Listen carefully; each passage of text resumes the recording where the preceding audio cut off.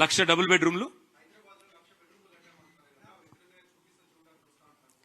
అన్నారా? ఆయన గృహ నిర్మాణ శాఖ మంత్రేనా? 2 ఏళ్ల నుంచి ఆయన మంత్రి కదా. మా శ్రీనివాస్ యాదవ్ గారిని గిట్లనే గతంలో అడిగితే నువ్వు రా అని చెప్పి బట్టి విక్రమార్క అప్పుడు సిఎల్పి లీడర్, ఆయన మంత్రి సీనన్న పోతే మధ్యలోకి వెళ్ళి తట్టబుట్ట వారిసి పారిపోయాడు.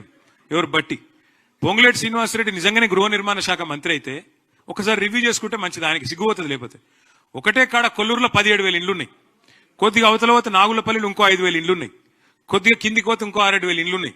ఒక్కసారి చూసుకుంటే మంచిది. ఎందుకంటే ఆయన గృహ నిర్మాణ శాఖ మంత్రి, మాట్లాడేటప్పుడు అజ్ఞాన ప్రదర్శన చేయకుంటే ఆయనకే మంచిది.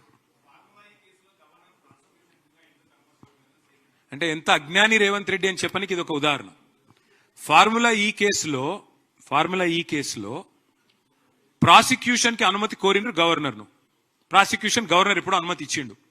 ప్రాసిక్యూషన్ కి అనుమతి ఇచ్చుడు అంటే ఏంది? నన్ను ప్రాసిక్యూట్ చేయమనే కదా. ఇక మళ్ళీ ఛార్జ్ షీట్ వేసినాక మళ్ళీ ఆయన దగ్గరికి ఎందుకు పోవాలి? అసలు విషయం లేదు కాబట్టి, ఛార్జ్ షీట్ లో అసలు విషయమే లేదు కాబట్టి, అదొక తుపేలు లొట్టపీస్ కేసు కాబట్టి దాన్ని ఏం చేసిండు? తీసుకుపోయి మళ్ళీ గవర్నర్ దగ్గర పెట్టిండు. దమ్ముంటే రా, అరెస్ట్ చేయి, నేను వద్దంటున్నా. ఏం చేసినో తప్పు, రా ముంగటికి రా.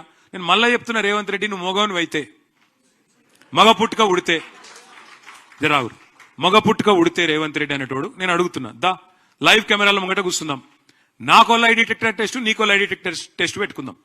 ఏసీబీ ఎంక్వైరీ నీ మీద ఉంది, నా మీద ఉంది, ఇద్దరం అది పెట్టుకుందాం, కూర్చుందాం.